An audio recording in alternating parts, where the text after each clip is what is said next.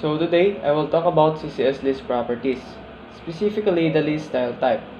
This property let us control how the bullets or numbers look in a list. So let's see how it works.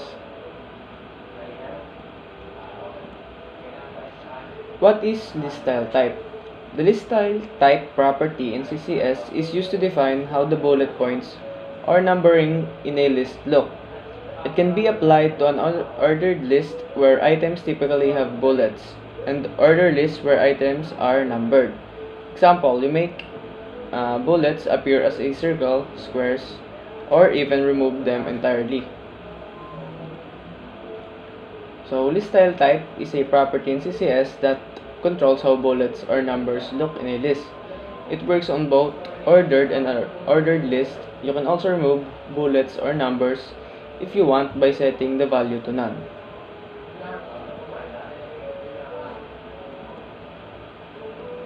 Common values for unordered list.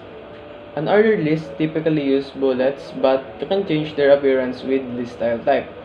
The most common options include disk, default filled circle, circle and empty circle, square, a filled square.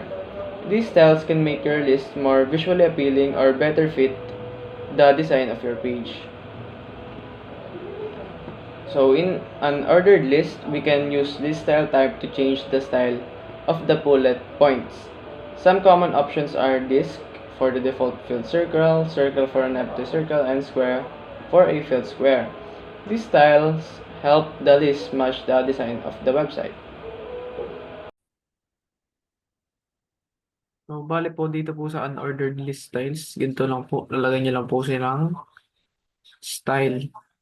Para po ito po ay para sa default po na filled circle. Itong this pong circle para po magkaroon ng empty circle yung itsura ng list. Kasi ito naman pong list type na square para po maging filled square.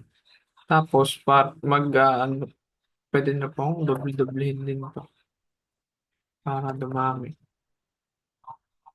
Yan po. Ito pong LI, ito po yung list para makita yung nasa loob, para po makita yung para po magkaroon ng laman. Nalagay nyo lang po ng LI.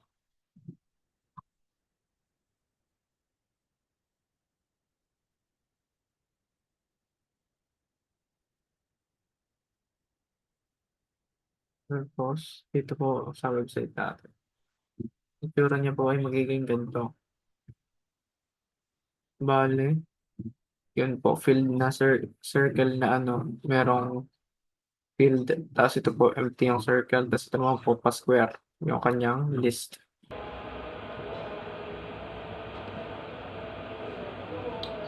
Next is common values for ordered list.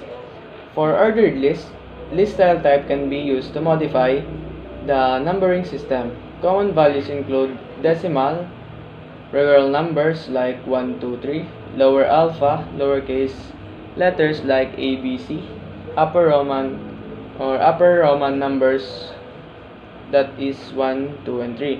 These options help to give more structure to list when needed. So for ordered list, you can use different numbering styles. You can use decimal for regular numbers, lower alpha for lower case letters, or upper Roman for uppercase Roman numerals. These options give more structure to the list. Naman pong ordered list style, mas para po, mas magandang tingnan. Kaya, ito po yung ordered. Kasi po may mga number na nakalagay. Mag-o-auto increment na po yan pagka naglagay po kayo ng list. Kaya ito po yung magiging 1, magiging 2. Ito po magiging 3. Rin pong letters. Magiging A, B, at C. And then pong sa upper Roman, magiging upper Roman na 1 at 2 at 3. Control S. Ito po dito. Yan. Magiging 1, 2, 3. Ito po yung naging kinalabasan ng code. ABC at Roman numerals na. Hindi na po ako naglagay dito ng CCS kasi pwede naman po i-diretso na dito. mas madali po kung idadiretso na lang dito kasi ganito lang naman po ilalagay. List style type tapos upper Roman, lower alpha, tsaka decimal.